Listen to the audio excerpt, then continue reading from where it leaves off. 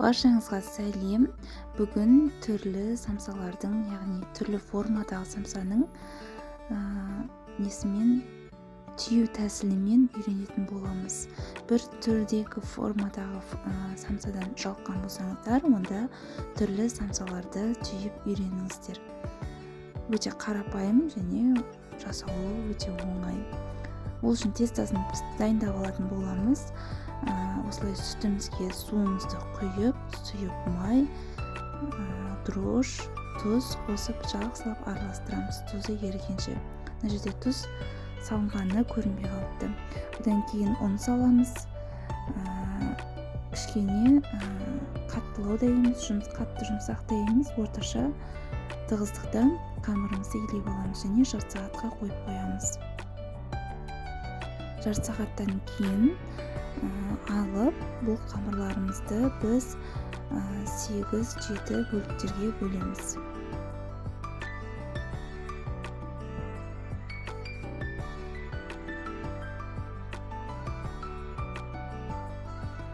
Бөліп болғаннан кейін осылай домалақ пішімге әдемілеп келтіріп аламыз. Кетіріп алғаннан кейін кішкене 5 минут ұстасаңыздар да болады, әдемі тынып тұрады. Одан кейін әрқайсысын домалақ пішімде жайып шығатын боламыз.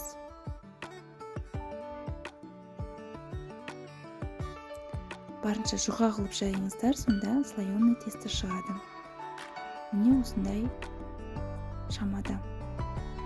Енді мен барлығын жайып шықтым. Енді бірме-бір әр қамырымызға осындай майымызды құйып жағып шығамыз. Мен үйде тоңмайды қолдандым. Қолдан істелгенсіздер, үйлеріңізде тоңмай болмайтын болса, сары майларыңызды жақсаңыздар болады.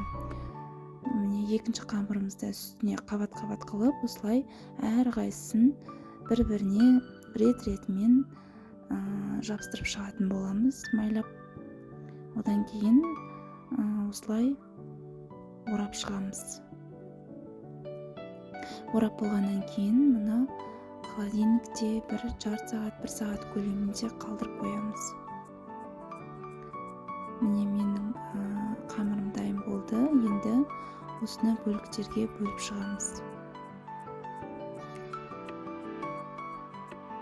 Және де формасына келтіріп аламыз. Көріп тұрғандарыңыздай, ортасы слоеный әдемі болып шығады осылай.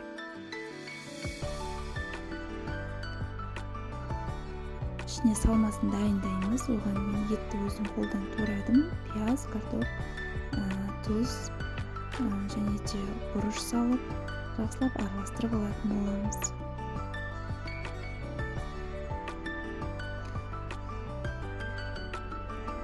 Бірінші формамызға өтеміз. Ол осындай домалақ пішімде жайып аламыз да. Кішкене бір шетін осылай кесіп аламыз. Бұл тюльпан самса деп аталынады. Бір шетіне фаршымызды салып, осы видеодағыдай айналдыра отырып түйетін боламыз.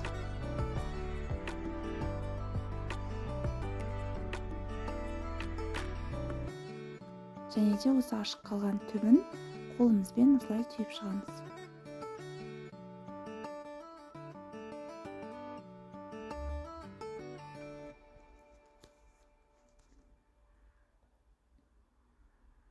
Міне әдемі болып шықты. Енді екіншісі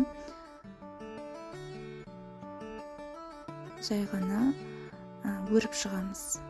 Басын осылай бірінші қайырып аламыз да, видеодағыдай кезек лестнице сақта астына осылай қолымыздың ыңғайын келтіріп түсе бастаймыз.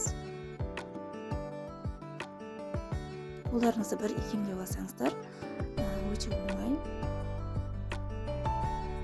Осындай керемет өрілмелі самса шығады. Тағы да бір көрсете кетейін, осылай бір минут басын қайырып аласыздар да, кезек оңнан солға қарай тартып осылай өріп шығасыздар.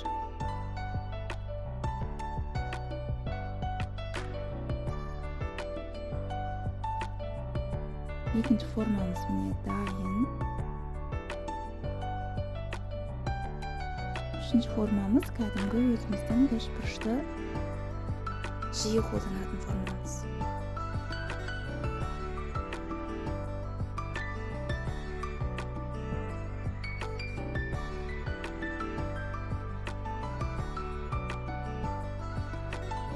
Төртінші формамыз ол осылай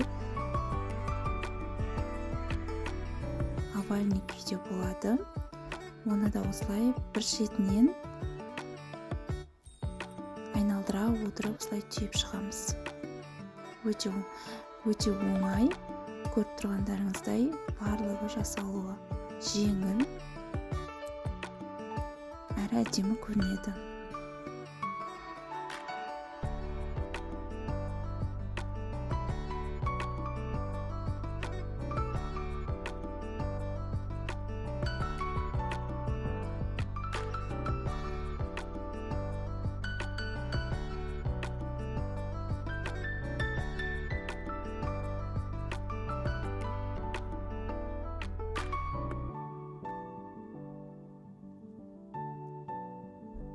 Келесі формамыз ол жаңағы домалақ, кәдімгідей барлығын ортаға үйіп, сондай домалақ күйде формамызды келтіріп аламыз.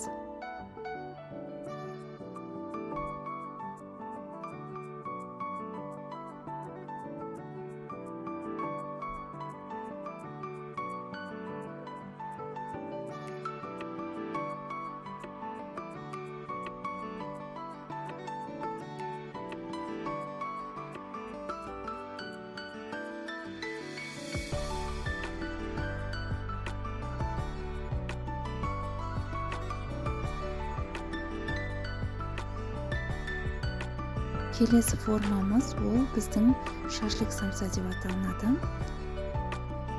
Өте ерекше самсалардың бірі.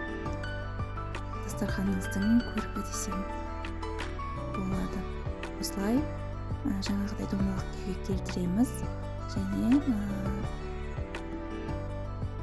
сондай ағаш формаға келтіріп аламыз салып. Бұл да дастарханға әдемі сән береді.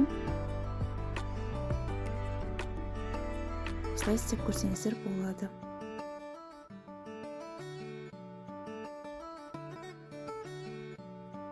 Міне менің формаларымның барлығы дайын болды. Енді үстіне сары майымызды жағып,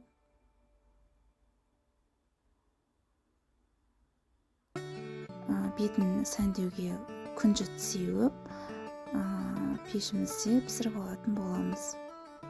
Осы жұмыртқаның несіне кішкене сүт құйсаңыздар, азырақ қана әдемі жағылады әрі керемет рең беріп тұрады. Қып-қызыл етіп пісіріп шығаратын болады.